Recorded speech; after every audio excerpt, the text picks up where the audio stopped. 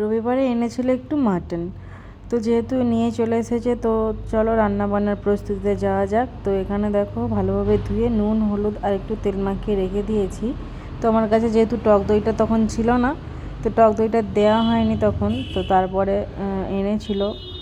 তো এমনিই রান্নাটাও করেছিলাম আদা রসুন দিয়ে, টমেটো পেঁয়াজ কাঁচা লঙ্কা যা যা লাগে। দেখো এখানে ম্যারিনেট করে রেখে দিয়েছি। আর একটু চিকেন এনেছিল, আমি যেহেতু মাটন খাই না। আর দেখো রসুনটা ছাড়িয়ে রেখে দিয়েছি, আদাও মানে পেস্ট করা আছে। আদা রসুন ছাড়ানো থাকলে মাংস বানানো কোনো ব্যাপারই না। আর মাটনটা হতে তো একটু টাইমই লাগে। তো চলো রান্না বান্নার দিকে যাওয়া যাক। এই যে আবার দেখছি দুটো ডাব নিয়ে চলে এসেছে, তো এই ডাবটা এখন খাবো। আর দেখো কি সুন্দর একটা পেঁপে নিয়ে এসেছে। তো পেঁপে মাটনে কারা কারা দিলে মানে খেতে ভালোবাসে অবশ্যই জানাও।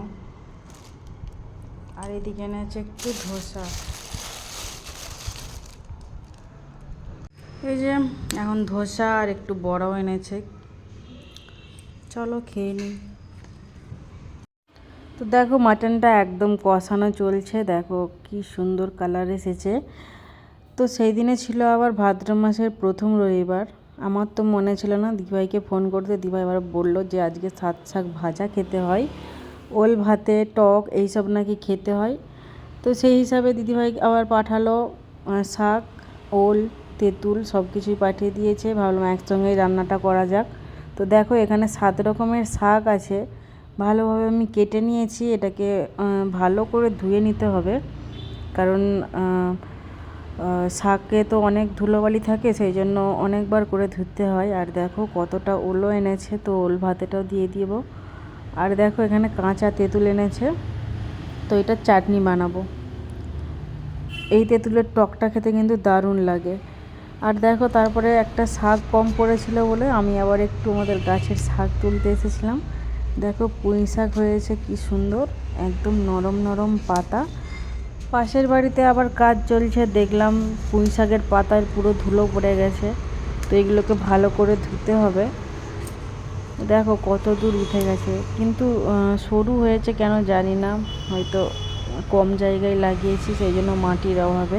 আর এদিকে লাউ শাক করে লাগিয়েছিলাম। চলো কত দূর এরা বাড়ে দেখা যাক।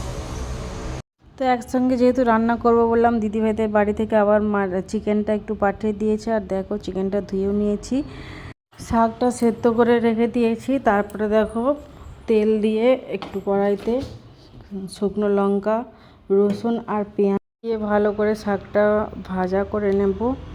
এই যে শাকটা এদিকে সিদ্ধ করে রেখে দিয়েছি, পেঁয়াজ আর রসুনটা ভাজা হয়ে গেলেই দিয়ে দেবো। আর এখানে দেখো মাটনটা প্রায় আমার কষানো হয়েও গেছে, একদম তেল ছেড়ে গিয়েছে। তো মাটনটা প্রেসার কুকারে সিটি মারতে দেবো, তো কুকারে এবার ঢেলে নেব। তো চলো রান্নাবান্না আমার কমপ্লিট হয়েও গেছে। এইদিকে দেখো শাক ভাজা, ওল ভাতে, এদিকে লেবু পেঁয়াজ নিয়ে নিয়েছি, এদিকে একটু রায়তা বানিয়ে নিয়েছি, এইদিকে হচ্ছে আবার আমি আবার চিকেন নিয়েছি। আর এখানে দেখো তেঁতুলের টক, ও জাস্ট ওয়াও।